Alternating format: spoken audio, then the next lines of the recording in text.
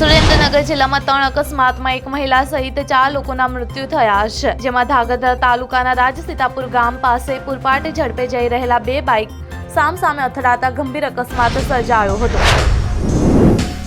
અમદાવાદમાં ફરવાલાયક સ્થળ તરીકે કાંકરિયા તળાવ લોકોની અને ખાસ કરીને નાના બાળકોની પહેલી પસંદ છે. છેલ્લા ઘણા સમયથી કાંકરિયામાં અટલ સ્વર્ણિમ એક્સપ્રેસ ટ્રેન બંધ હતી, પરંતુ હવે 25 ડિસેમ્બરના રોજ આ ટ્રેન ફરી શરૂ કરવામાં આવી.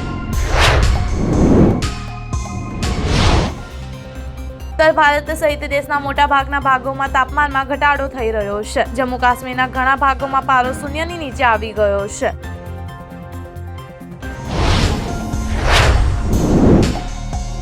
અમદાવાદ ઇન્ટરનેશનલ એરપોર્ટ ડ્રગ્સનું હબ બનતું જાય છે, જેમાં 2 પેસેન્જરો પાસેથી ₹15 કરોડનું ડ્રગ્સ જપ્ત કરવામાં આવ્યું છે. 9.5 કિલોગ્રામ અને 6 કિલો હાઇબ્રિડ ગાંજો જપ્ત કર્યો છે.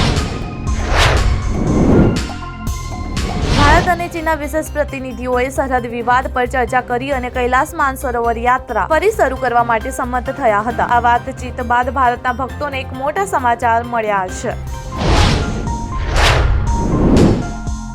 એક દેશ એક ચૂંટણી માટે સંયુક્ત સંસદીય કમિટીની રચના કરવામાં આવી છે. 21 સભ્યોની જેપીસીમાં ગુજરાતના રાજકોટથી ભાજપ સાંસદ પુરુષોત્તમ રૂપાલા, અનુરાગ ઠાકુર અને પ્રિયંકા ગાંધી સહિતના સાંસદોના નામ સામેલ છે. જમ્મુ કાશ્મીરના કુલગામમાં સુરક્ષા દળોએ આતંકવાદીઓ વિરુદ્ધ મોટી કાર્યવાહી કરી. સુરક્ષા દળો અને આતંકીઓ વચ્ચેની અથડામણમાં 5 આતંકીઓ માર્યા ગયા છે. આ અથડામણમાં 2 જવાન ઘાયલ થયા છે.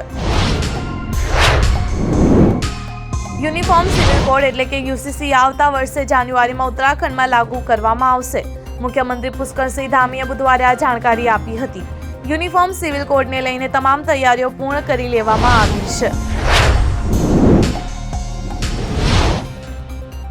વિશ્વની સૌથી મોટી અર્થવ્યવસ્થા અમેરિકાના શેરબજારોમાં ભારે ઘટાડા બાદ ગુરુવારે ભારતીય શેરબજાર પણ તૂટ્યું હતું. શેર માર્કેટ સપ્તાહના ચોથા દિવસે ભારે પતન સાથે ખુલ્યું હતું.